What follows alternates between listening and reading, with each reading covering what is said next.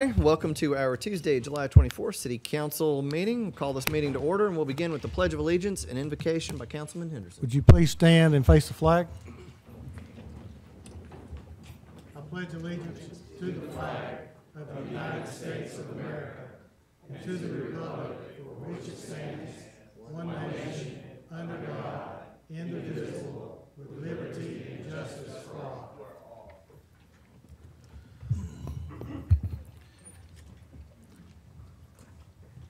Our hearts are heavy this afternoon as we learned of the loss of Chief McPherson's brother on yesterday. And I would just ask that everyone here keep him and his family in your thoughts and prayers through the evening and through the week. I'm going to read a verse in 2 Corinthians that I feel like goes and it speaks to this. Well, here we go. Praise be to the God and Father of our Lord Jesus Christ, the Father of compassion and the God of all comfort, who comforts us in all of our troubles, so that we can comfort those in any trouble with the comfort we ourselves receive from God. Would you bow with me in prayer, please? Lord, this evening our hearts are heavy, and we do think of Chief McPherson and his wife and his family. We just pray, God, that you would be with them in their loss of his brother. Comfort their family. And Lord, help us as his family to comfort him. In your name we pray. Amen. Amen. Thank you, sir. Have a motion to approve the minutes? I have a motion and a second to approve the minutes. All those in favor say aye. Aye. Opposed is nay. Thank you. We have no special presentations this evening, and we have no ordinances on final reading this evening, and we have no ordinances on first reading. Am I up? All right. Try that again. Is that better? Okay. No special presentations this evening. We have no ordinances on first reading and no ordinances, it's on here twice. No ordinances on final reading, no ordinances on first reading, which takes us down to resolutions. Madam Clerk, let's get started with 7A, please. A resolution authorizing the waiver of all fees for Bridge Christian Church movies in the Park at Dark event at Heritage Park on Friday, August 10, 2018, for the total amount of $925. All right, Councilman Ledford. Thank you, Mr. Chair. I just want to say appreciation to the council for supporting a great public and free event hosted by the Bridge Christian Church. Movies Park at Dark, a very popular event in East Brainerd, and I move to approve. Second. Have a motion and a second. All those in favor say aye. Aye. Opposed is nay. B, please. A resolution authorizing the waiver of all fees for Bridge Christian Church movies in the Park at Dark event at Heritage Park on Friday, September 21, 2018, for the total amount of $925. Councilman Ledford. Thank you, Mr. Chair. I move for approval. Second. All right. I have a motion and a second. All those in favor say aye. Aye. Opposed is nay. Thank you. Let's move down to Public Works. C, please. A resolution authorizing the approval of change order number 1 final for Curl Construction and Excavating LLC of Wartrace, Tennessee, relative to contract number W120188201 Agawilla Drive Stream Restoration Project for a decreased amount of $75,534.21 to release a contingency amount of $90,000 for a revised contract amount of $824,086.79. Councilman Gilbert. All right, I have a motion and a second. All those in favor say aye. Aye. Opposed is nay. Thank you. D, please. A resolution authorizing the approval of change order number 2 final for Lane Inliner LLC of Orleans, Indiana, relative to contract number W120288201 rehabilitation of Dobbs Branch 3 Subbasin, a consent decree related project for a decreased amount of $148,850.25 to release a contingency amount of $40,000 for a revised contract amount of $2,991,489.04. Councilman Byrd, followed by Councilwoman Coonrod. All right, I have a motion and a second. All those in favor say aye. Aye. Opposed is nay. E, please. A resolution authorizing the approval of change order number 1 final for Thomas Brothers Construction Company, Inc. of Hickson, Tennessee, relative to contract number S11001201, Highland Park, Anderson Avenue, Green Infrastructure Demonstration Project, a consent decree related project for a decreased amount of $112,172.42 to release contingency amount of $76,527.50 for revised contract amount of $1,801,008.06. Councilwoman Coonrod, followed by Councilman Byrd. All right, I have a motion and a second. All those in favor say aye. Opposed is nay. Thank you. F, please. A resolution authorizing the administrator for the Department of Public Works to accept a donation from the North Chickamauga Creek Conservancy, NCCC, for the purchase and installation of historical signage for the Snipeman Cabin within Greenway Farm Park for an amount not to exceed $1,100. Councilman Gilbert, followed by Councilwoman Burrs. Thank you both. I have a motion and a second. All those in favor say aye. Opposed is nay. Excellent. Thank you. G, please. A resolution authorizing the administrator for the Department of Transportation to enter into a partnership agreement with Lawson Electric Company, Inc., project number T18001-811 for the Walnut Street Hotel located at 102 Walnut Street, and to accept a contribution of $20,237.84 towards the cost of 8 pedestrian light poles, luminaires, conduits, and installation. What's the pleasure? Have a motion and a second. All those in favor say aye. Opposed is nay. H, please.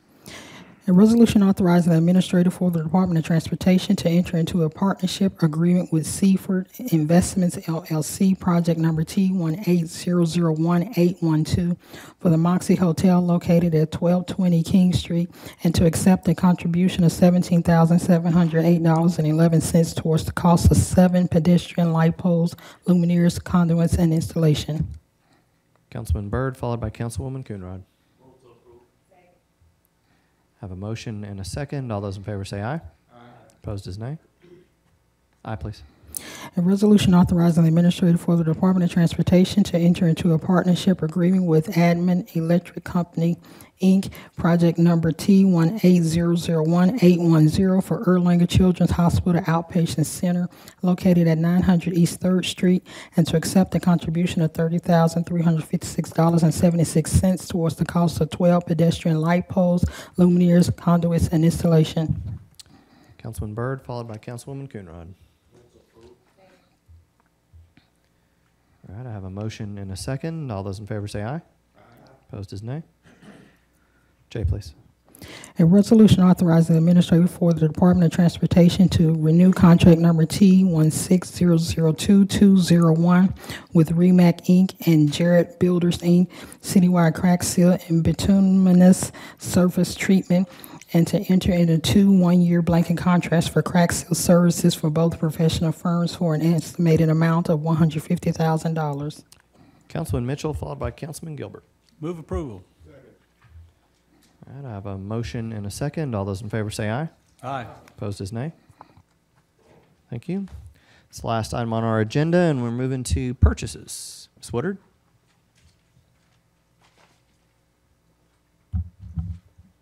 Good evening. For your consideration tonight, we have 5 purchases, all on behalf of Public Works. The first is a blanket contract renewal for lumber products to be awarded to Evans Lumber Company in an estimated annual amount of $120,000. Next, we have the purchase of 2 deck-over trailers to be awarded to Technology International, Inc. in the amount of $31,590. Next, we have a blanket contract renewal for light and heavy-duty automotive parts to be awarded to Lee Smith, Inc. in an estimated annual amount of $2,100,000. Next, we have a change order for PO number 545678 for security guard services, which is awarded to SEI, Inc., and the revised total estimated amount will be $530,000. And finally, we have a blanket contract renewal for janitorial services for the Police Service Center complex to be awarded to Metro Janitorial Services, Inc. in an estimated annual amount of $62,000. All right, I see no questions. What's the pleasure of the council? Second. All right, I have a motion and a second. All those in favor say aye. Aye. Opposed is nay. Thank you. Thank you. That takes us to other business. I'm going to, I guess, get started with Councilman Henderson. Thank you, Mr. Chairman. Tonight's sort of a bittersweet night for this council. It is the last meeting that our city attorney will be up here with us, Mr. Wade Hinton. And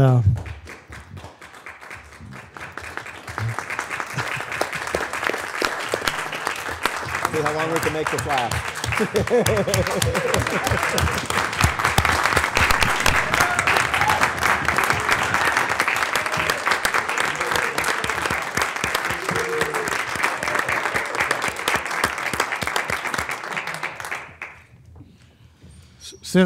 Since I was the only person to cast a no vote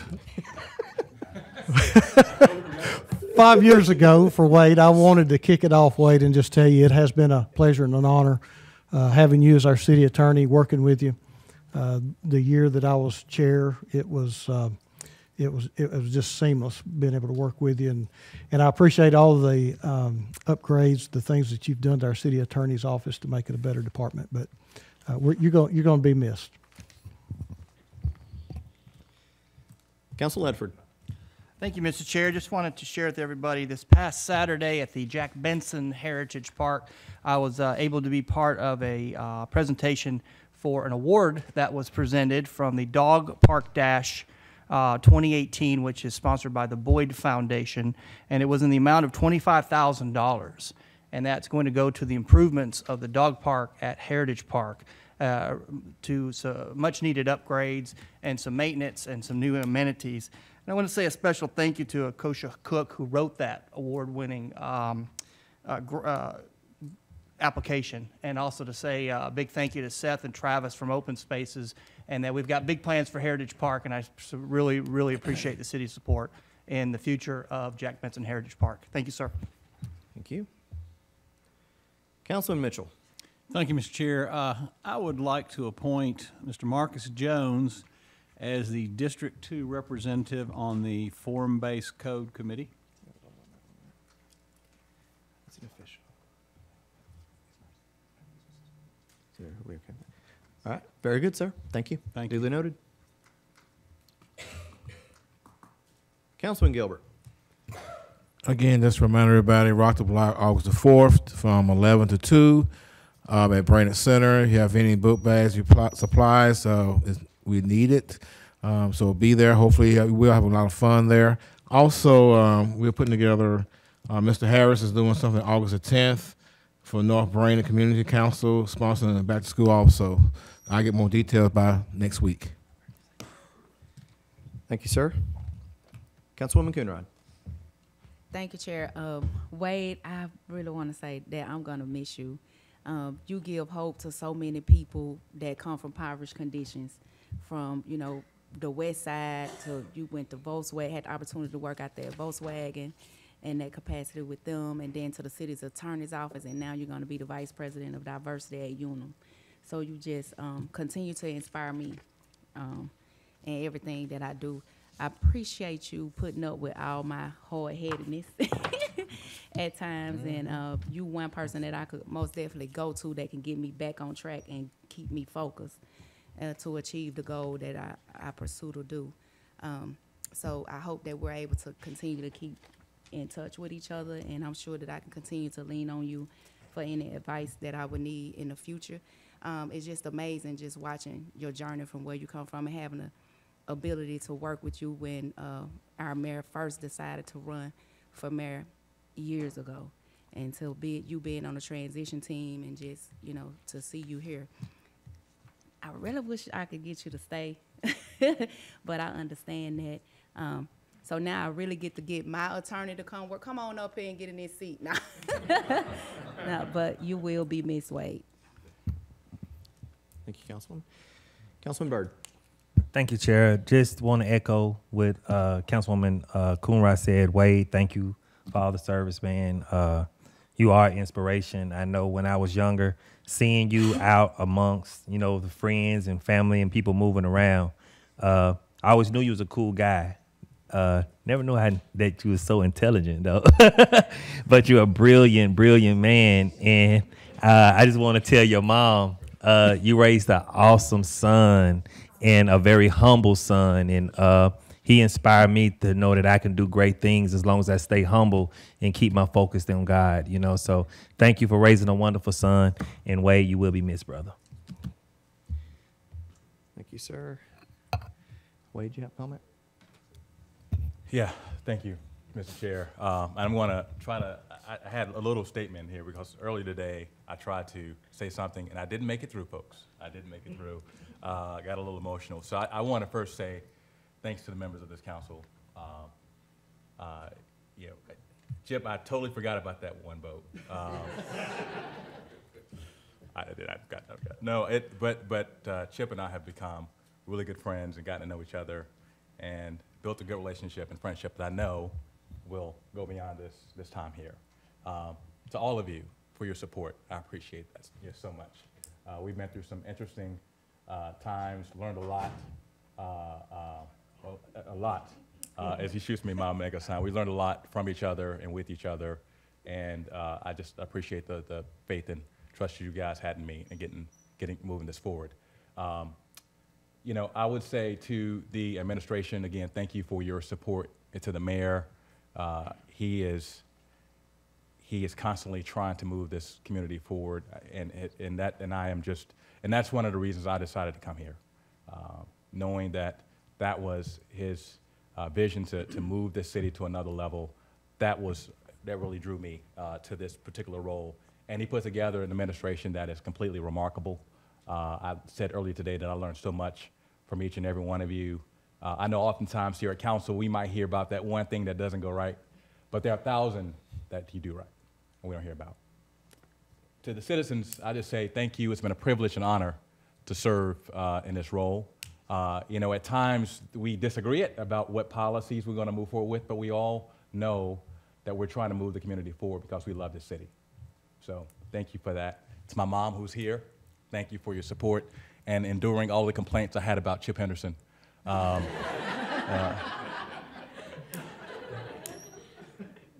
it's mostly Russell Gilbert. No, it's not seriousness. I'm kidding. In all seriousness, thank you for your support and love and encouragement, and to Yana and Genevieve as well. So with that, thank you guys so much. Thank you, Wade. Yeah.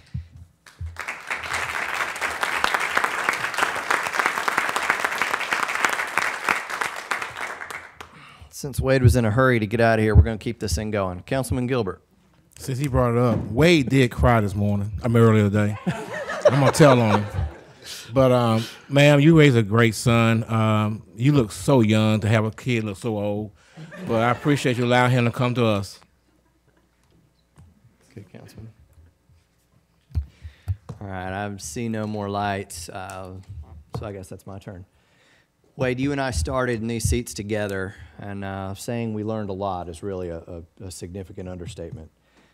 From these seats out front to attorney-client privileged meetings to just idle chit-chat to campfire on the backside of Signal Mountain.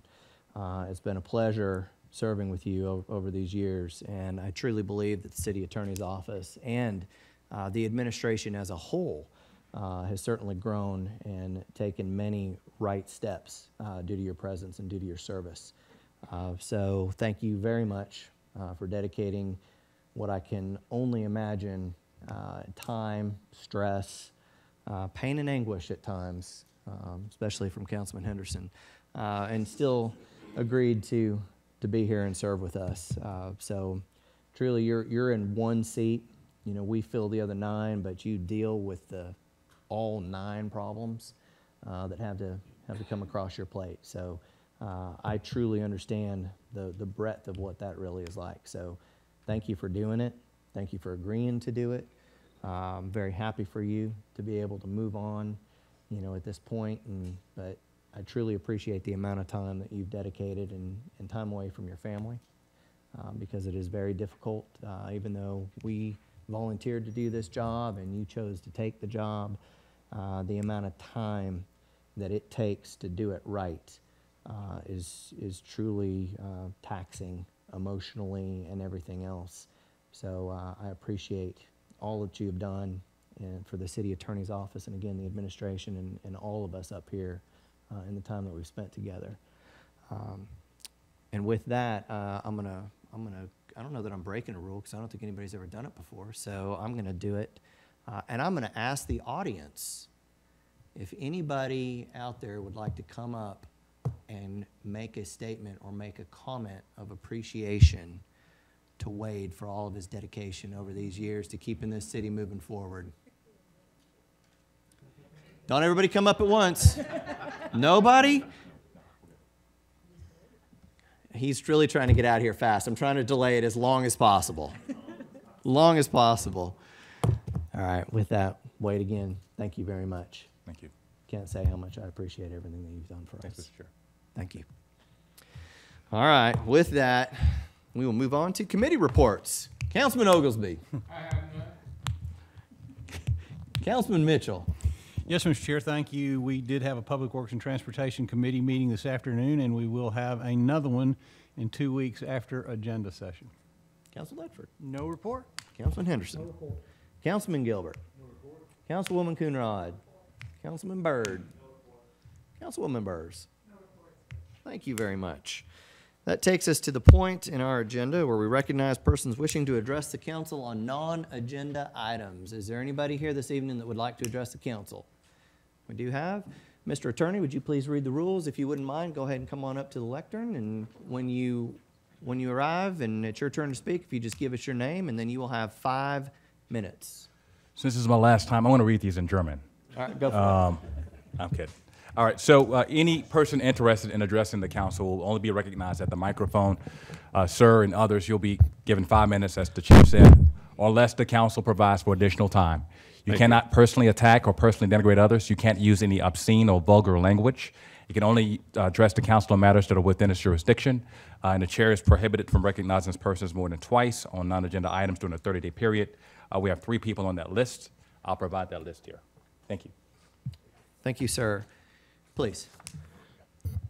My name is Hal Lanter, and I'm here tonight with a request from you on McKay Hill Road improvements, in which, did we give a copy, get you a copy here? It's making its way around. I have addressed this statement, a one-page statement here for you tonight, and I'll briefly cover that with you. And I addressed it to Mayor Burke, but I see he's not here tonight, but Council Henderson is, and fellow council members. Thanks for a few minutes of your time to hear our complaints about the poor condition of our street, McKay Hill Road. McKay Hill Road is 1 mile road entering and exiting off Browntown Road. It serves approximately 36 homes, including guest circle residents. Housing prices range from approximately $125,000 to $400,000, with a median price of $200,000, a fairly good tax base for the city. We have recently written a letter to Mayor Burke and one to Councilman Henderson, and have your replies. Both contain the usual jargon, pardon that word, of the city's procedures and the promise that McKay Hill Road was being looked at for whatever that means. It's the same old promise that we received since being annexed in the early 90s. The road is now just patch after patch after patch. It's now become so rough that it causes multi-vehicle front-end repairs and tire problems. In certain places, the water puddles so bad you have to drive dodging the water, which is very dangerous, and avoiding an accident. It also contains 2 one-lane bridges, which is not up to state standards for a 2-lane road. School buses, garbage trucks, UPS, and mail trucks travel McKay Hill virtually every day, which makes passing very difficult. We, the citizens of Guest Circle and McKay Hill Road, feel that we are getting a bum deal for our tax dollars. When we were annexed, we were promised good streets, police protection, garbage service, good schools, and taxes. We are now getting garbage service weekly, police protection when called, good schools, and taxes, and a lousy road. Please help us so we can put this matter to rest. Your decision will dictate what our next decision will be, and we mean that very seriously. May the Lord give you the wisdom to make a fair and just decision for the benefit of our neighbors, our friends, our community. Thank you for giving us your time. Thank you. Councilman Henderson. He's going after you. I want to Okay. do something, but I'll yield to you first. Sir, tell me your name again. Al Lanter, L-A-N-T-E-R. Okay. Al, Mr. Lanter, and we spoke briefly earlier, and I just wanted you to know, CDOT, which is our Department of Transportation, this year has come up with a new process, a new formula, I guess, in order to address streets in our district. And we were able to submit our top 5 priorities of roads in our district. And I would like for you to know, as well as the gentleman that came with you, that I have McKay Hill Road on that list of top 5 priorities. And I don't know if Mr. Bailey would like to address that situation or not, as far as where we are in that process, roads being looked at. But I can assure you that it is one of my top priorities to make sure that McKay Hill Road gets paved. Thank you. All right. We appreciate that. And we appreciate all you guys helping us and girls. Okay? Thank you. Thank you, Mr. Lanter. Councilman Mitchell, do you have something? I'd like to ask Mr. Bailey to come up. It's sort of related to what Councilman Henderson was saying. Hello, Councilman. Hello, Councilman. Hello, Mr. Councilman. Hello, Blythe. I believe you just about have completed the paving list that you started this summer, haven't you? Yes, sir. And of course, now Our active projects are complete. yeah, okay, and now we did pass a budget, and at one point, a couple of months ago, we spoke about the possibility of spending some of this current year's money this fall, because it seems like we have quite a bit of paving season left. Is that still going to be a possibility? We've still got a number of things that have to happen for that to happen. We've got to bid and get a new contractor, which we plan to do late summer, early fall.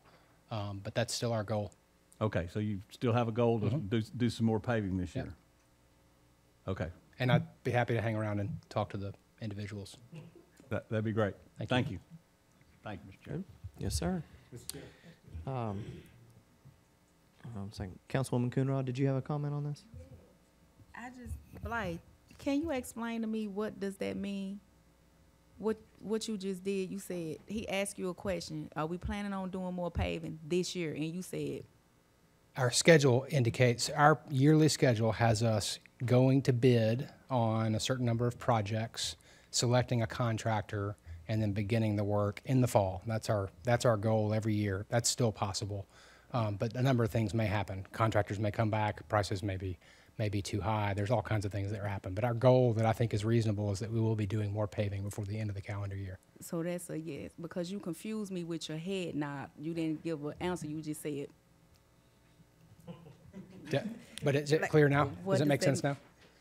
yes, no, or, Yes, we are planning to pave more before the end of the year. okay, thank you. I just wanted to be sure, because when somebody when my 3-year-old does that, that means she done something wrong. Okay, no, yes. No. Mr. Lanter? Mr. Lanter, would you mind coming back up? I believe Councilman Henderson has a question for you. Is that what you asked? Oh, I'm sorry, excuse me. I'm sorry, he meant the gentleman right behind you, I'm sorry. Yes, if you have anything to speak, if you'd mind coming up to the mic. I'm sorry, I misunderstood. Please. You got 5 minutes, you can be as brief, or 5 minutes. We're here all night. That's right. Okay, well, Everybody I can don't want speak. to waste time. There's no need to. He wants to go home. But I spent 3.5 hours. Can you give us your name, sir? Perry Guess. Thank you. I live on Guess Circle. I've lived there all my life. At age 14 was the last time our street was touched as far as any type of pavement or asphalt. I have in my hand, I spent 3.5 hours yesterday evening. I couldn't bring my laptop because I was having trouble pulling it up. I've got 274 pictures from one end to the other in a 1 mile stretch showing the problems with the road. We have huge trees that I'm showing on here that are within 1 foot of the side of the road at a section which is no more than 14 feet wide. I have done my homework and looked up state regulations on a two-way street as far as federal, and it specifies that a two-way rural street is required to be 9 to 12 foot per lane. I've got 17 measurements showing that I can show you that at any given point of those 17, 80% of them are 14 foot or less. And I mean, I almost got hit head on coming down here because some of the curves are very dangerous and you hadn't got any room to pass.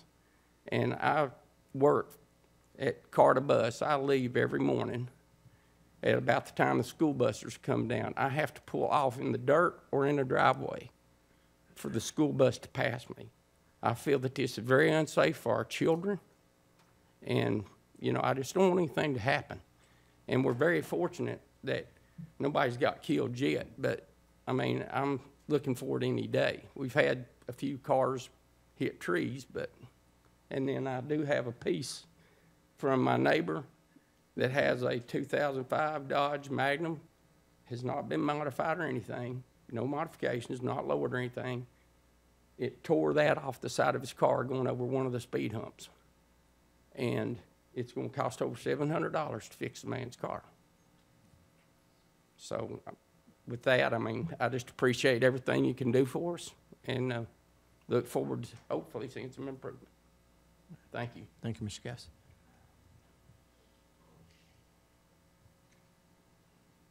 All right, is there anybody else here this evening like to address the council?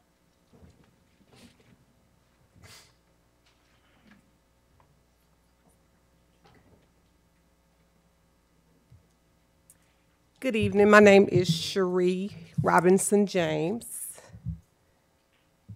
I stand before you this evening as a concerned citizen, a taxpayer, and most of all, the voice of my 22-year-old baby brother who was murdered in a parking lot at 1400 Coward Street in December. A week ago Saturday, we celebrated his 23rd birthday. I wake up Sunday morning to so many notifications on my phone, on my Facebook. The same thing has happened again. Nobody died, thank God. But this is out of hand. Something has to be done about this. This place is in the heart of our city.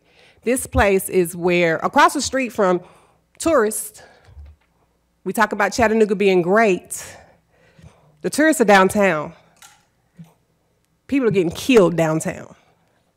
In the city of Knoxville, they have declared a club, a bar, a nuisance.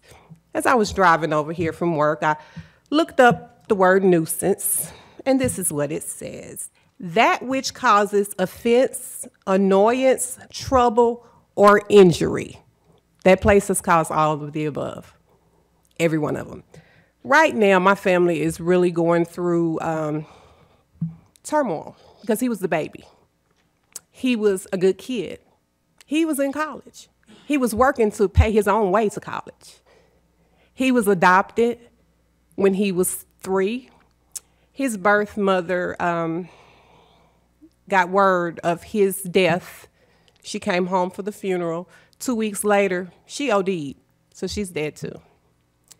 The reason I'm standing before you today is because nobody wants to take responsibility for this. This is not a black problem. This is not a white problem. This is a Chattanooga problem. You guys are Chattanooga City Council. I need something done.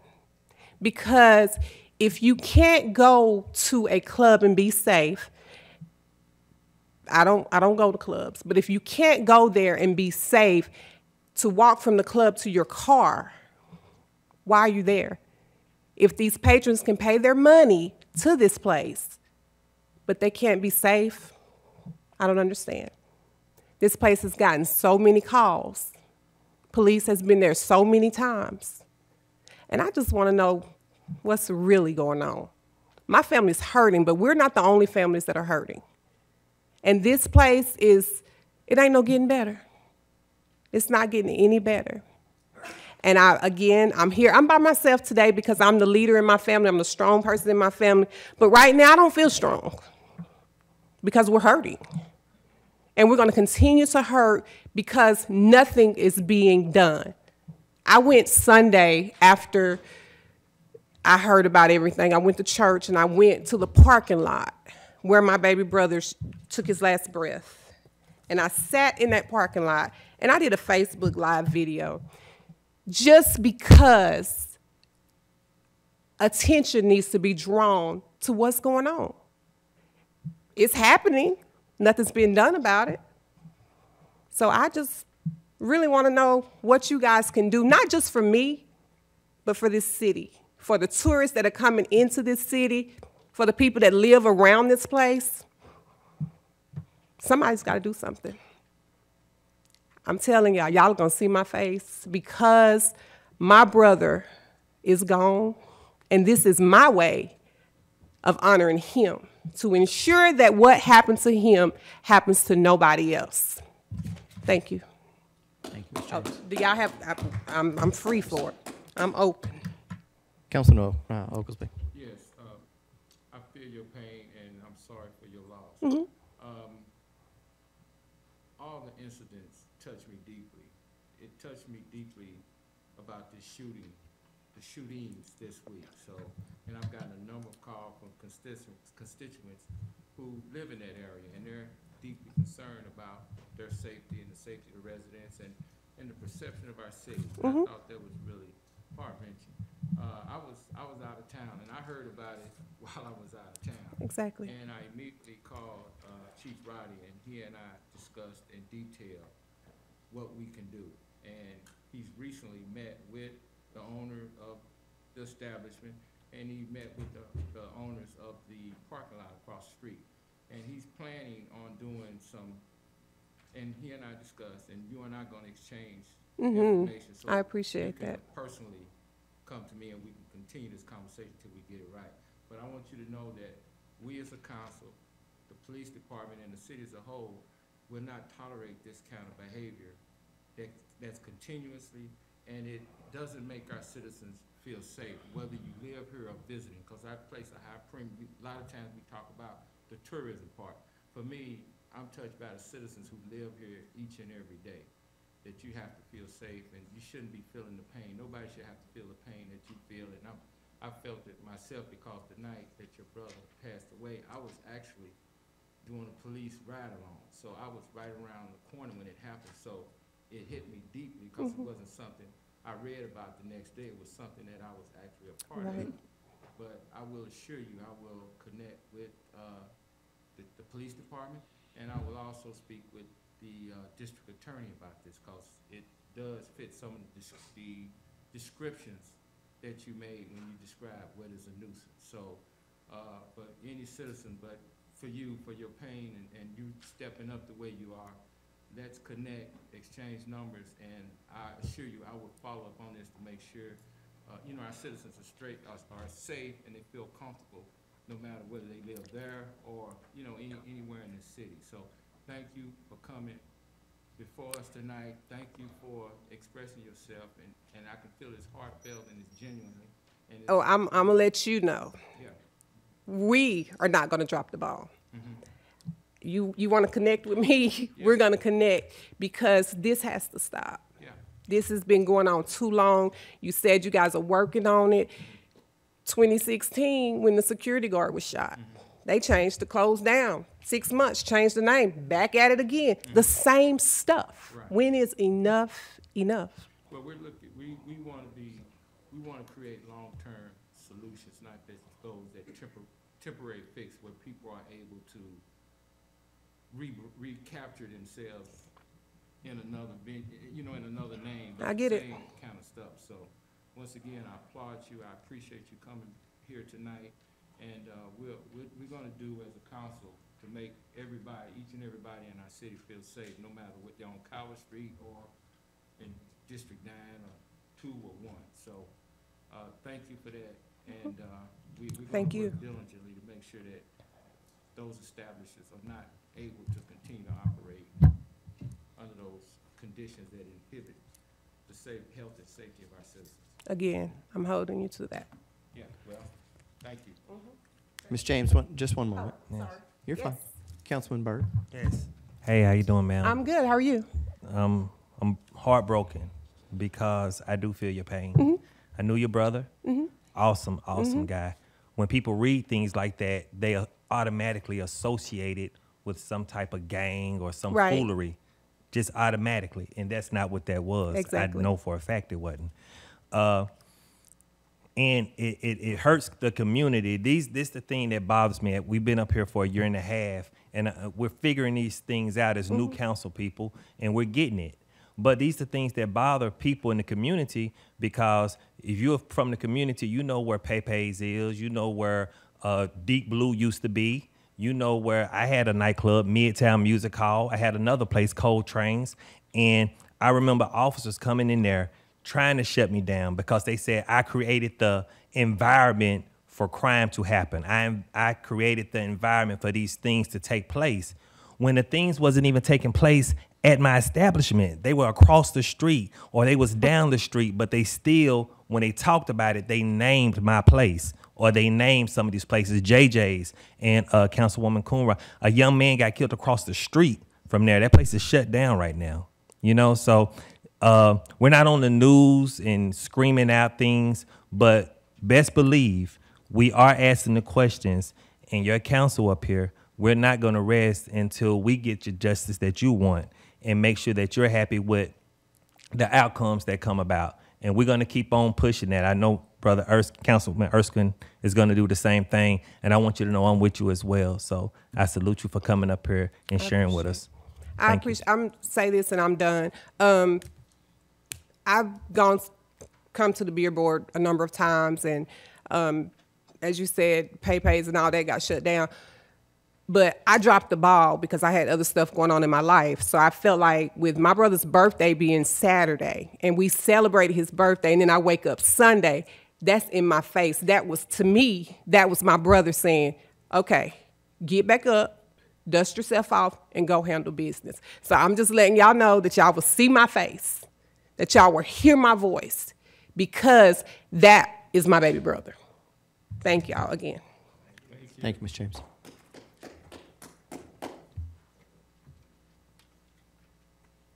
Councilwoman Conroy?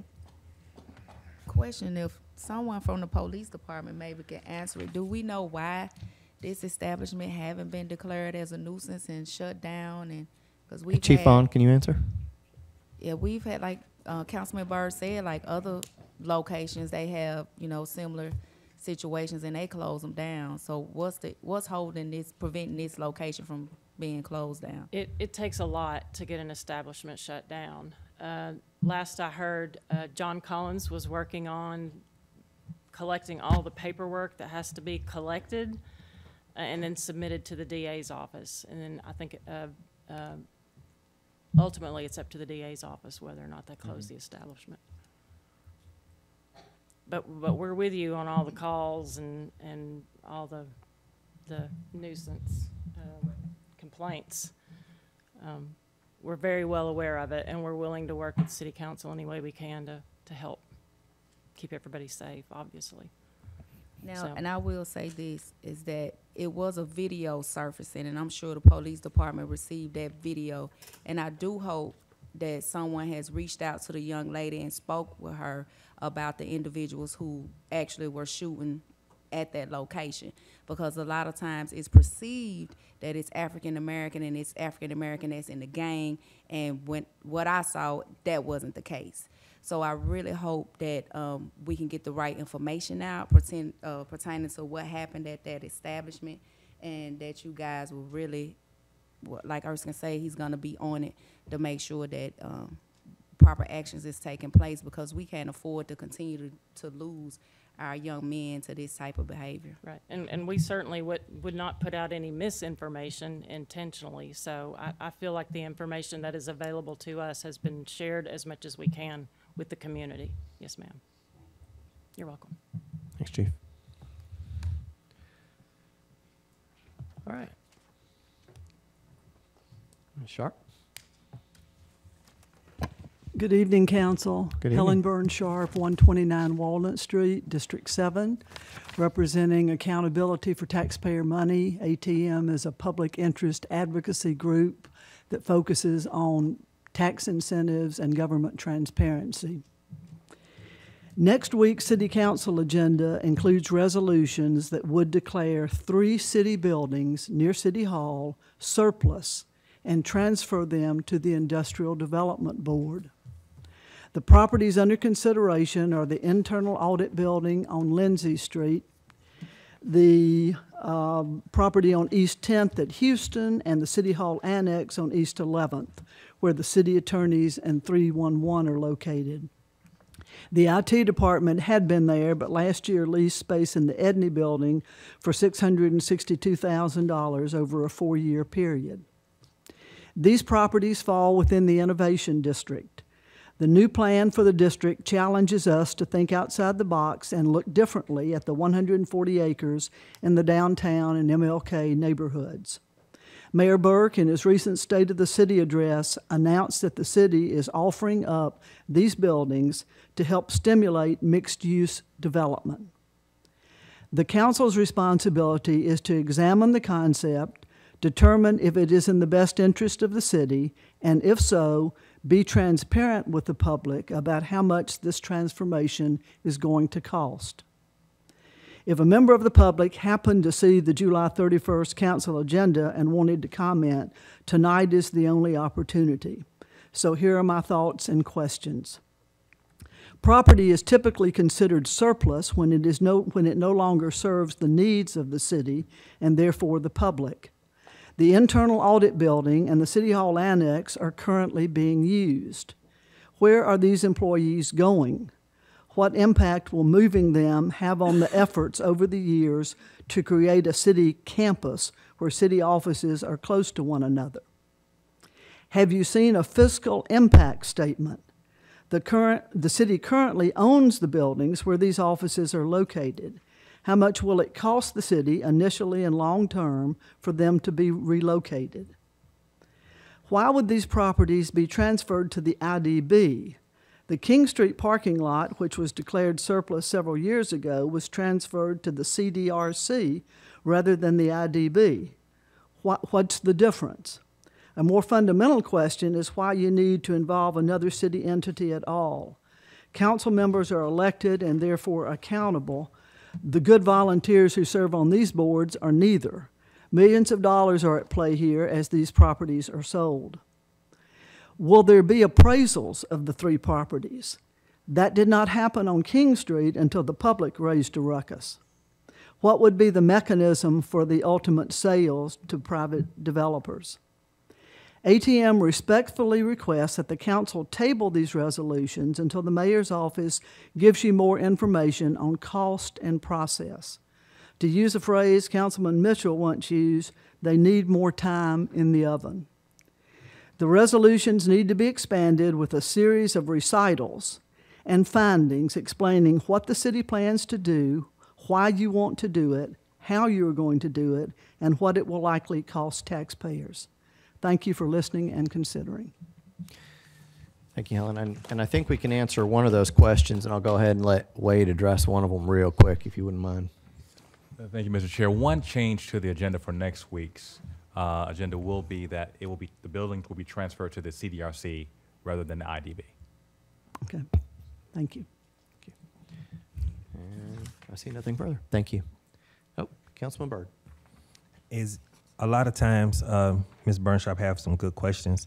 Is it possible for us to get these questions answered for her by the next agenda section? Is that possible for us to make happen? I hope so. We'll do what we can. Or, yep, okay. So we'll have that for you then, okay? Thank you, sir. All right. Is there anybody else that would like to address the council?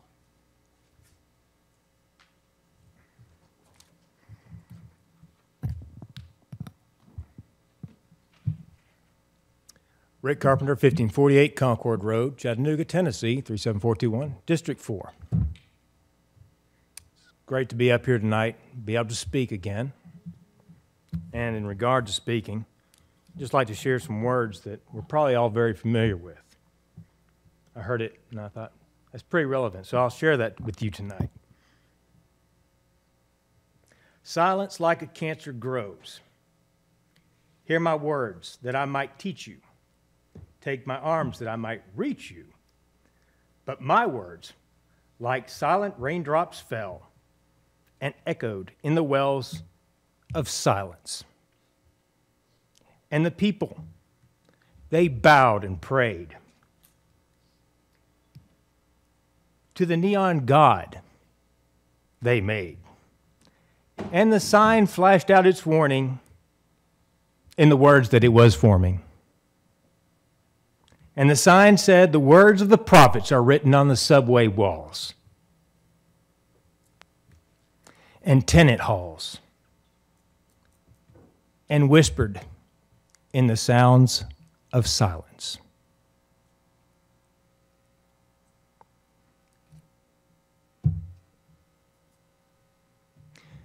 In regard to what I've heard this evening and people coming up and speaking with you, to the gentleman needing their road repaired, I'm amazed that you didn't come to mind that 311 offers a service for all the damages to their cars when you hit a pothole, when you have stuff ripped off because of roads. I'm amazed that that wasn't brought up.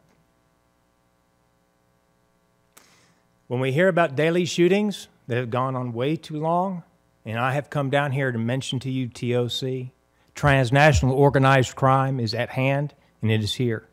And it is the responsibility of each one of these members to brush up on that and know what's going on. And while an attorney may censor me from speaking and making this a public meeting, and though we may have debates as to government and business and where that line is drawn, I will assure you that this is a government.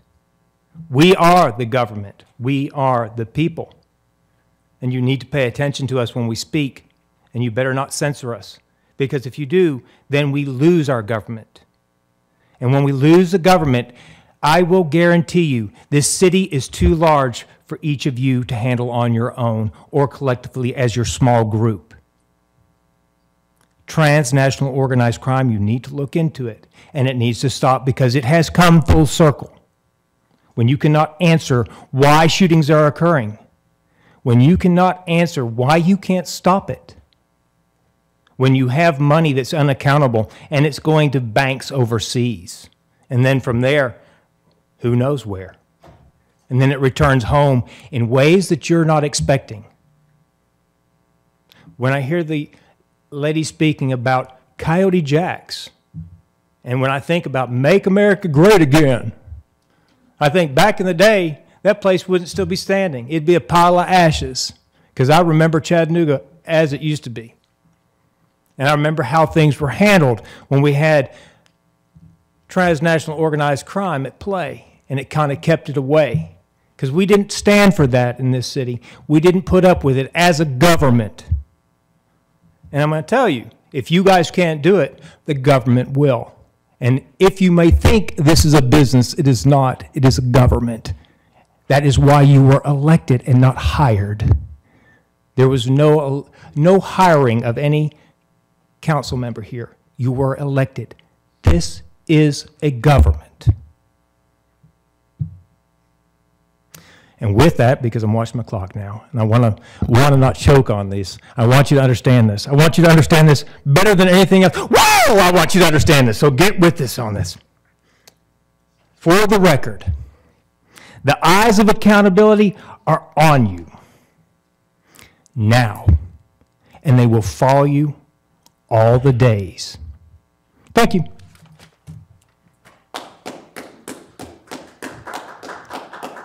Is there anybody else that would like to address the council?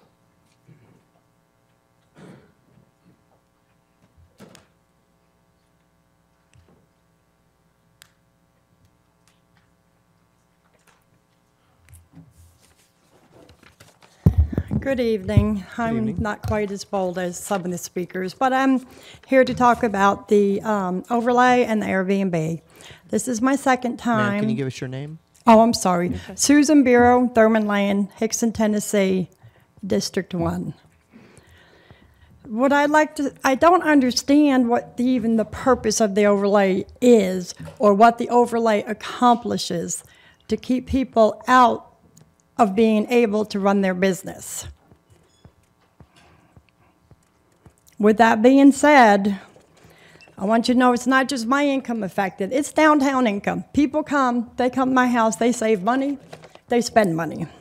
They come back, they return. So I just don't even understand what the zoning laws, if you have the zoning and you just draw a circle and say you can do it and you can't. It's what's the purpose, what's the accomplishment from that? How does the city benefit from that? How does the income benefit from that? My income's lost. I won't be eating out. I won't be buying gas $5 at a time because my income's lost because of an overlay issue. The other thing is when you do it legal, you have to get a certificate. That certificate costs money. It keeps people working that come out to inspect the properties.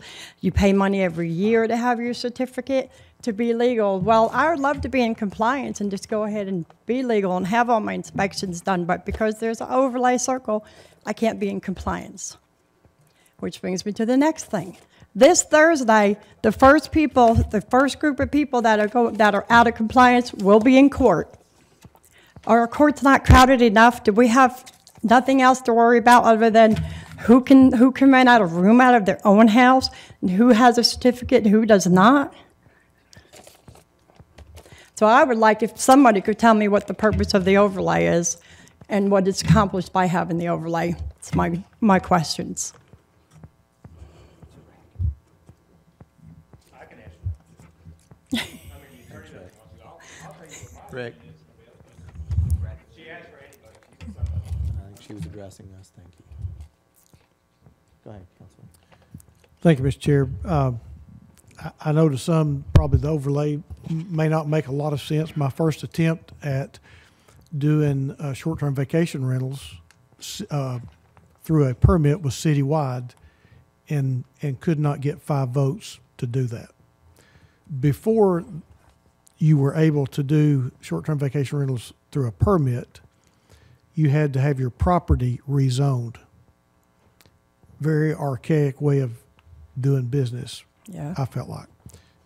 You live in an R1 neighborhood, I'm assuming. Yes. And nobody wants to rezone their property to R3 or R4 and live next door to that. So I asked RPA, Regional Planning Agency, to give us a tool that we could better serve this industry with. Now, with that being said, my first attempt was for this to go citywide and was not able to get 5 votes. When I brought it back, we drew a district that we could get, in fact, a unanimous vote out of. There are some members up here that represent people who do not feel like they want the short-term vacation rentals in their neighborhoods and in their district. So I guess the short answer is the reason we have a district is because that's what we were able to gather the votes to allow you to do short-term vacation rentals by permit and not having to rezone your property. Okay, so how would I get this back up for a vote? That's what I'm interested in doing. a council person would have to bring it back up for vote. I will tell you that, Mr. Attorney, is it October? In the ordinance, we did put a 1-year review in the ordinance, and we will be looking at our language. We'll be looking at the district boundaries, the overlay, again in October. Okay, So well, if you'd like to come back, then, and we'll, we'll talk and see where we get. okay, that's all I can do. Thank all you. I have. Thank you. Thank you.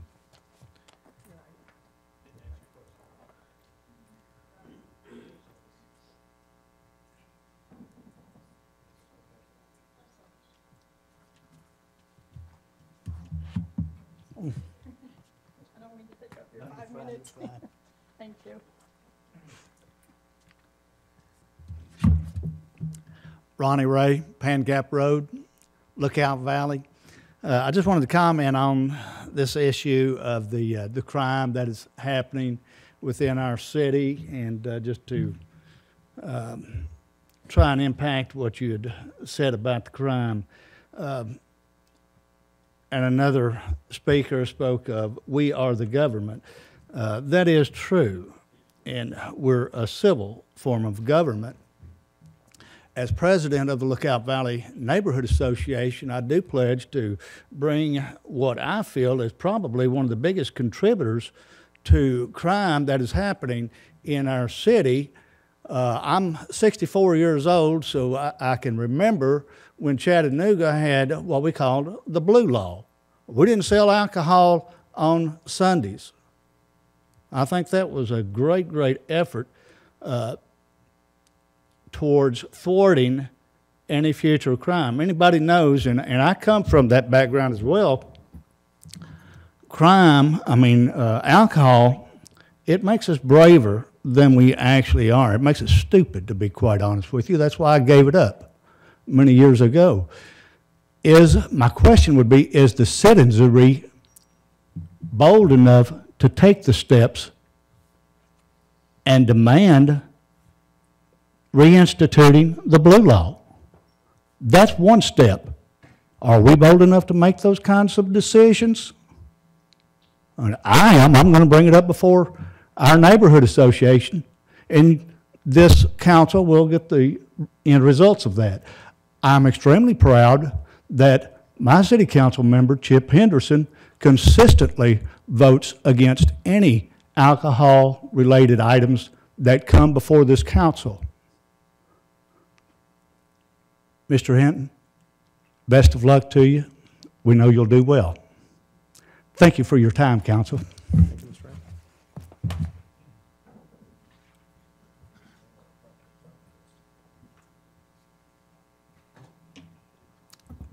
Good evening. My name is Tiffany Rankins, Lincoln Park Neighborhood Association Secretary. And I'm here in regards to Area 3, the planning that has been going on. I was surprised that Lincoln Park was not included in this Area 3 area plan, considering that Census Tract has us with Bushtown as far as the voting area. I did bring that to Mr. Bridger's attention.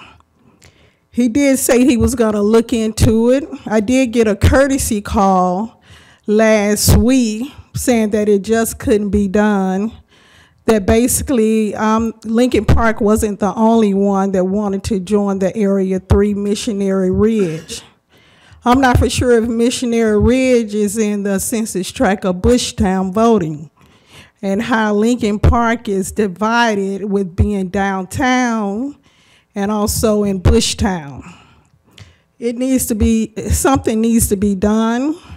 It seems like Lincoln Park is being divided, and we don't need that.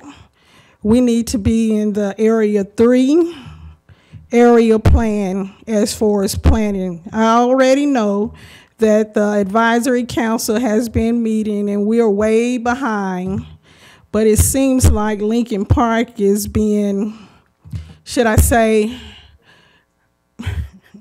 gerrymandered or gentrified out.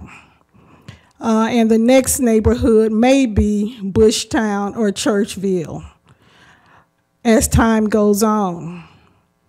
I'm very upset. I know I'm sounding like Trump now. but we would like Lincoln Park in order to be in the Area 3 area plan. Any comment? Is there anybody from RPA here this evening? John, you're hiding in the back. I'd love to hear a comment on this.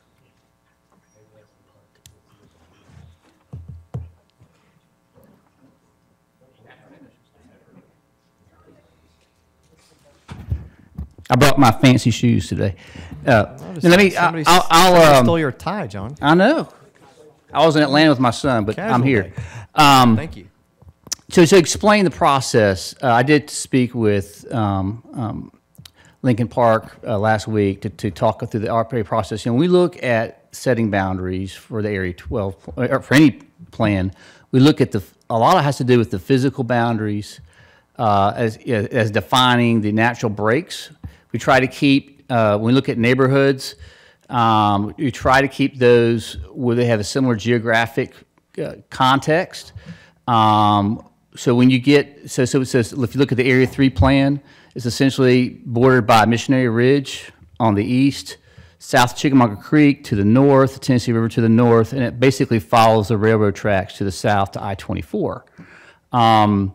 So that was the main logic, drawing those boundaries. Now, we're going to get all the county plan in the next 6 to 7 years. So at our kickoff meeting, we did have 2 neighborhoods ask to be either completely included in or modified, and that was from Missionary Ridge as well as as Lincoln Park. And so that we took a step back and looked at ourselves as staff and said, okay, what are the basis for thinking about if we want to add on to the boundary or modify it? And certainly we expect as we get through this process, there'll be some minor changes. But if we're taking on an area, in the case of Lincoln Park, as I shared with Tiffany, when you add a neighborhood, it's one thing if it's just a neighborhood that doesn't have any other context around it, but Lincoln Park clearly has a lot of context. It has Erlanger next door. It's got UTC to the south. So it would not be appropriate for just carve out a neighborhood and add it in without thinking about the context around it. So then if you go thinking about adding the context around it, then you're adding a whole other ballgame in terms of stakeholders that you got to involve to get caught up in the process. So for that reason, as well as same thing for Missionary Ridge. Missionary Ridge asked to be in, but their boundary extends all the way across I-24 south into East Lake. And so that also would involve a lot of a whole new set of stakeholders that you'd have to engage as part of a process. So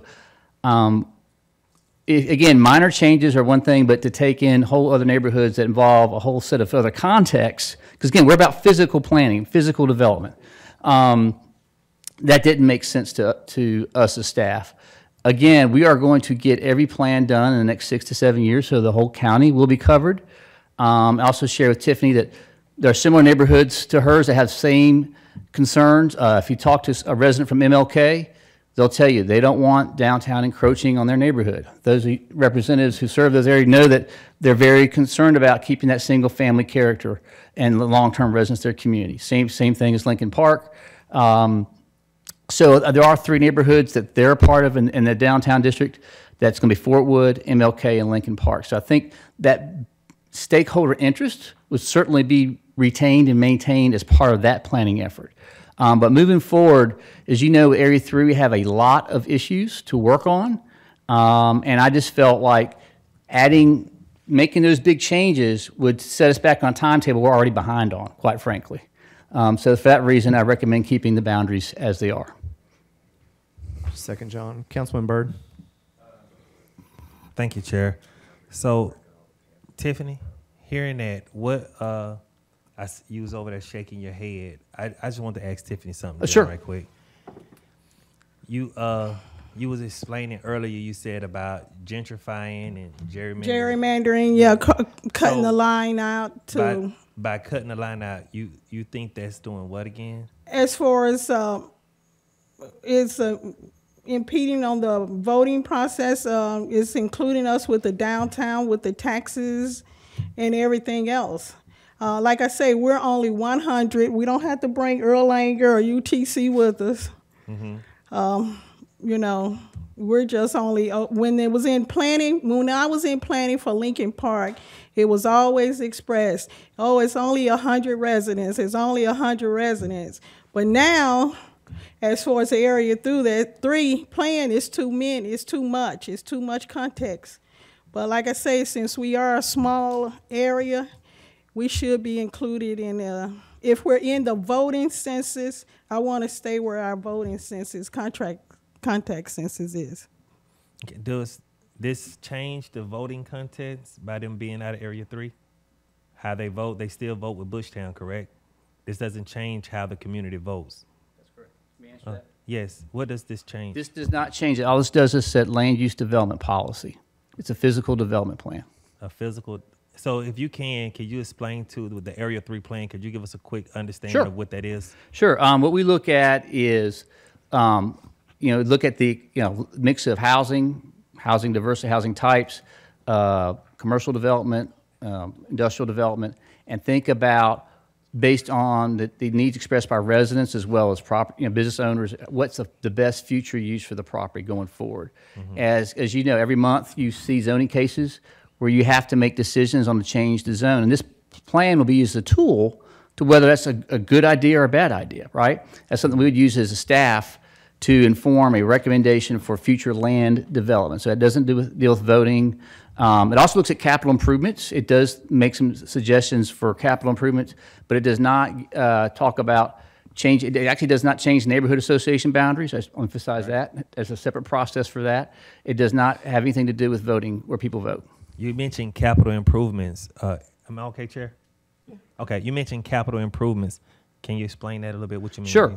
What I mean by that are things like sidewalks, street improvements, parks, things of that nature.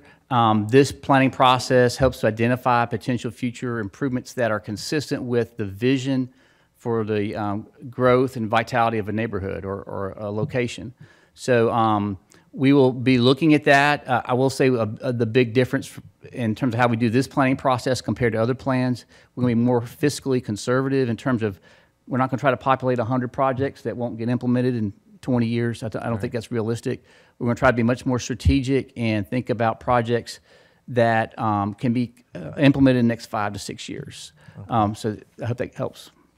Yes, and with the Lincoln Park and say Amnicola in downtown UTC area, do we have any future plans down the road or anything that any type of planning or anything that's going to like a area 6 or 7 plan? Or there will be. I mean, like I said, our goal is to get all this county done. Okay. So there are 12 area plans. We're trying to get 2 done a year. So that gives us about a 6 to 7 year time frame. Okay.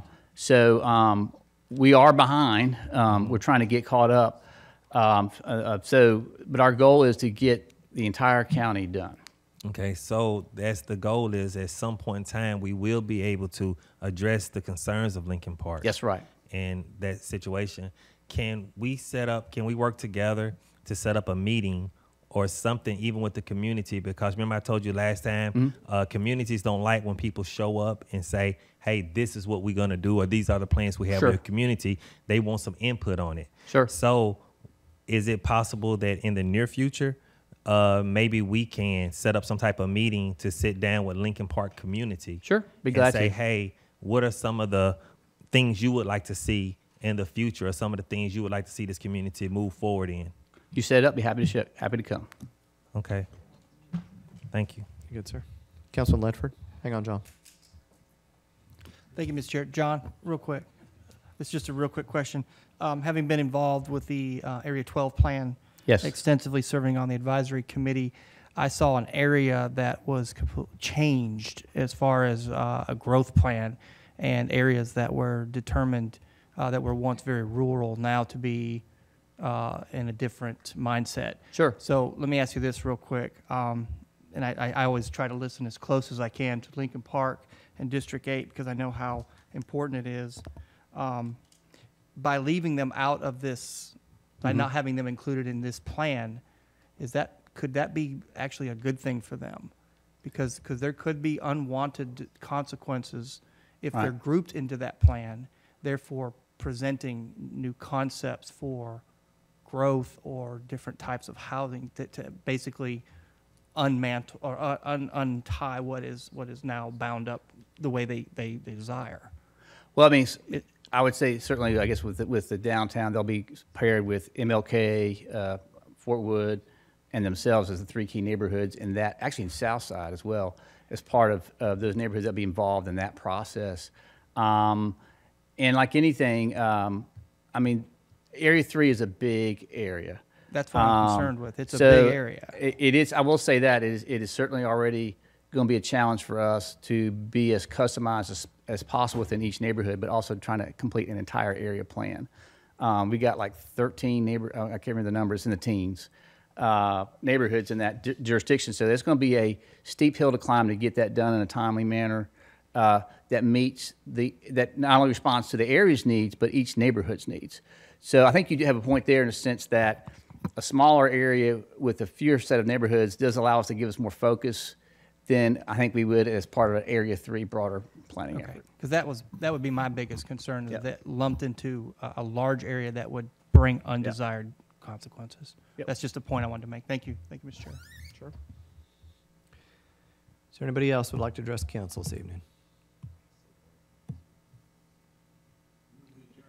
We are adjourned. Oh, wait. No, we're not. No, we're not. No, everybody. I always forget to check the late light.